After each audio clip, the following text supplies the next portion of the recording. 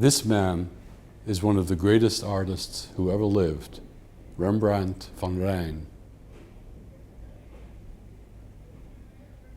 He was born in the town of Leiden in the Republic of the Netherlands more than 400 years ago. As a young man, he moved to the larger city of Amsterdam. There, he created works of art that made him and his country famous. For the first time, an exhibition of Rembrandt's art is being shown in the Sultanate of Oman. This would have pleased Rembrandt. In one of the many portraits he made of himself, he imagined himself to be an Eastern prince. On this occasion, it's a pleasure for me to introduce to you Rembrandt and his world. My name is Gary Schwartz, and I've spent a good deal of my life studying Rembrandt and his art. At this moment, I'm in his own house, holding a self-portrait he made in 1651, perhaps at the very window in front of which I'm sitting. We will return here later, but first let us look at the bigger picture of Rembrandt's world. This is Amsterdam today. It has not changed very much since the year 1650, during Rembrandt's time. The name Amsterdam means the dam on the Amstel River.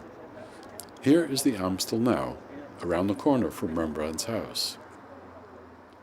Rembrandt drew the river from this very spot, the way he drew many places in his surroundings. The Amstel flows into the Ij River, and from there, in Rembrandt's time, into the Zuiderzee and the great seas of the world. In Rembrandt's time, the Dutch Republic had outposts on many shores of the world's seas. From the Persian station of the Dutch East India Company at Bandar Abbas, the Dutch established contact with Oman.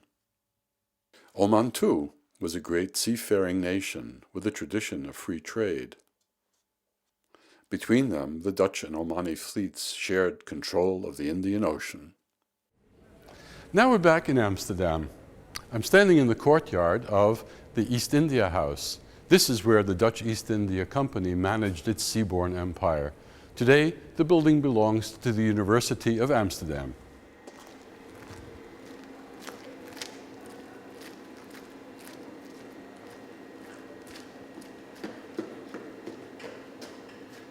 Here is what the East India House looked like in Rembrandt's time. Notice the ships in the adjoining canal. They brought to Amsterdam spices and precious goods from the East. These goods were sold throughout the world as part of what was called the rich trade. Among them were collector's items like this shell in an etching by Rembrandt. If we enter the meeting hall where the 17 directors of the company met, we see precious items of another kind on the wall, paintings. They too were part of the rich trade. Frankincense from Oman and paintings by Rembrandt were both part of the good life in the 17th century.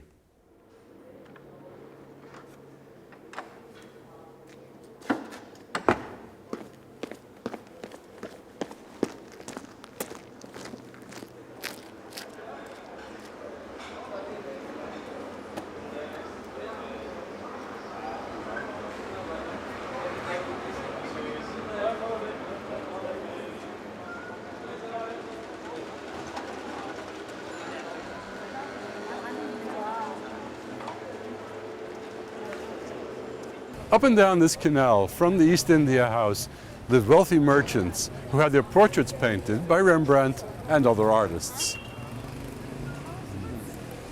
In that house, for example, lived the Tripp family. They made their fortune in iron mining and weapon manufacturing in Sweden. If you look carefully at the roof of their house, you can see that the chimneys are carved in the form of mortars. The Dutch are not always as peace-loving as they're made out to be.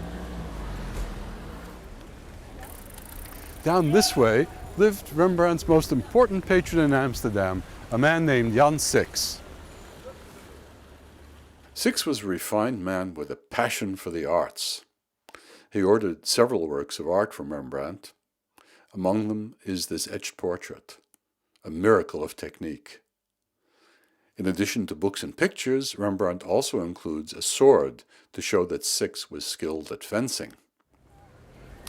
Beside private patronage, Rembrandt also worked for civic groups. Let me take you to a secret spot that I discovered where all of Rembrandt's civic patronage comes together.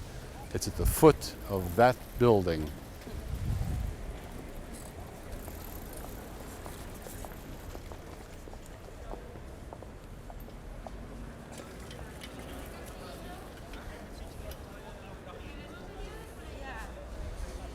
Here we are, in front of the building for which Rembrandt painted his most famous group portrait, The Night Watch.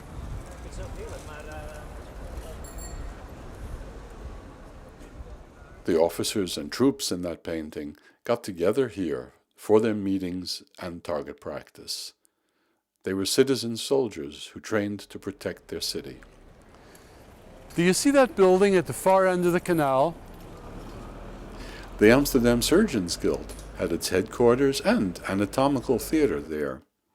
Rembrandt painted 2 group portraits for them of surgeons attending anatomical demonstrations. The second one was later damaged in a fire, but even the fragment that survived is impressive. That makes 3.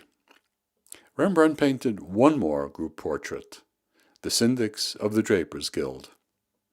These officials were responsible for testing the quality of cloth sold with the guild seal. And that painting, amazingly enough, was made for the building that you can see from the very same spot.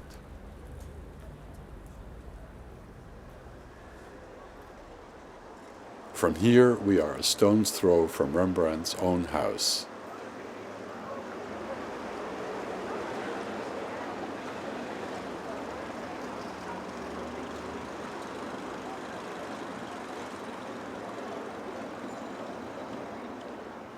This is where he moved when he was a successful young artist, 33 years old, married for 5 years to his wife Saskia.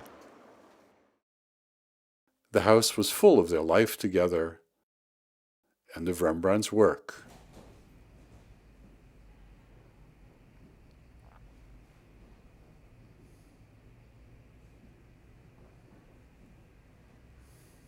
It had rooms for receiving buyers, rooms for creating art, and private rooms for the family.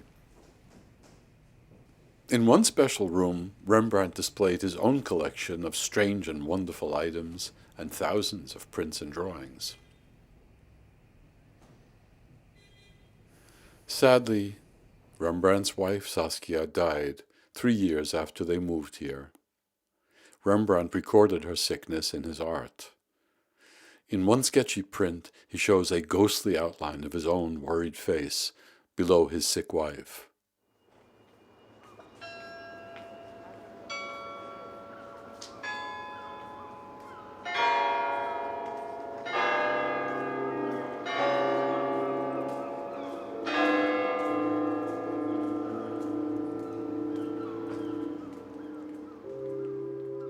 Every year, her death is commemorated in the old church at the moment when the sun strikes her grave for the first time.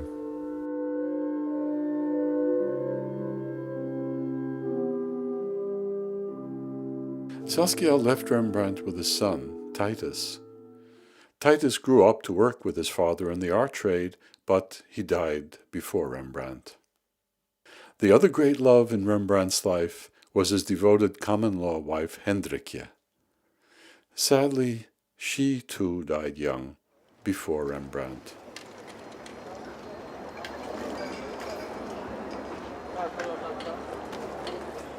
The house where Rembrandt lived has been rebuilt and furnished to look the way it was in his time. Visiting it is a special experience. They also give demonstrations of the way Rembrandt made his etchings. Shall we have a look?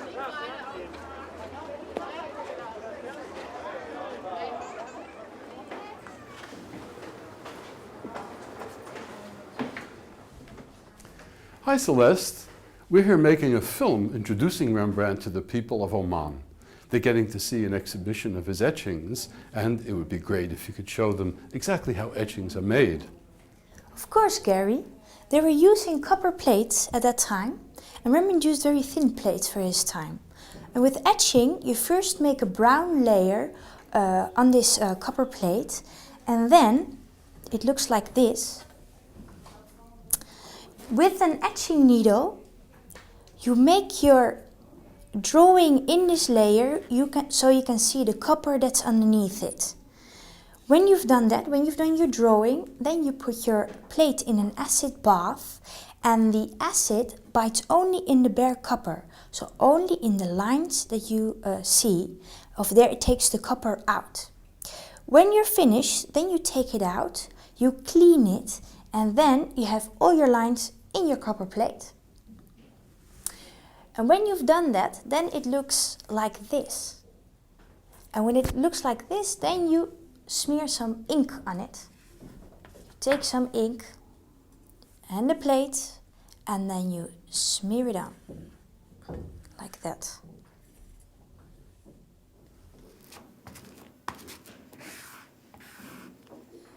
Well, you make the plate completely black, and when you've done that, then you're going to clean the plate. And you only clean the surface, but in the lines in the plate there stays a little bit of ink. And with that ink you make your print. So we're going to clean this. For this you use a cheesecloth, and with this you wipe the plate. So you take the plate and then you wipe.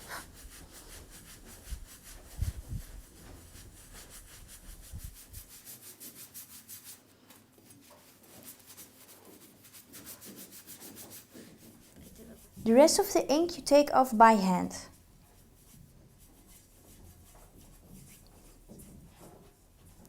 And when you're finished with this, then you go to the press.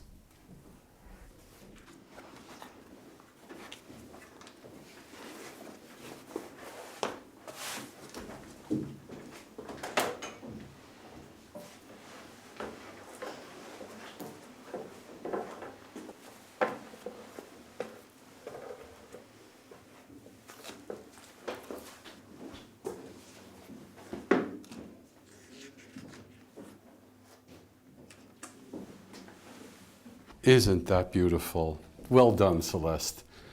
And of course, once an artist has that precious plate, he can print it again and again and make copies that he can sell not just in Holland to people around him, but abroad. So people all over the world could learn to appreciate Rembrandt. And what did Rembrandt do with that technique? We have already seen that he made portraits of his family and of wealthy patrons, but he also etched scenes from everyday life, like a woman making pancakes on the street, or a goldsmith at his work. He also made many prints of poor people and beggars.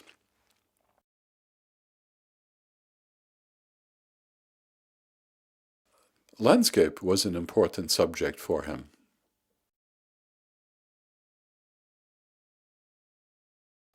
Most important of all, however, were the stories from the Bible. Abraham and Isaac, the angel announcing the birth of Jesus, the raising of Lazarus, Christ preaching and healing the sick, the crucifixion of Christ. More than other artists of his time, Rembrandt looked to the east. The brave lion hunters in one of his etchings are men of the Middle East. He gave turbans to some of his striking figures, some of his Bible figures dressed like Muslims. Just as Rembrandt in his time looked to the people of the East, it is fitting that you now look at him and his art. I hope you enjoy this exhibition of 100 of his etchings from the Rembrandt House and the Rumbler collection, offered to the people of Oman by the Al-Salimi Library.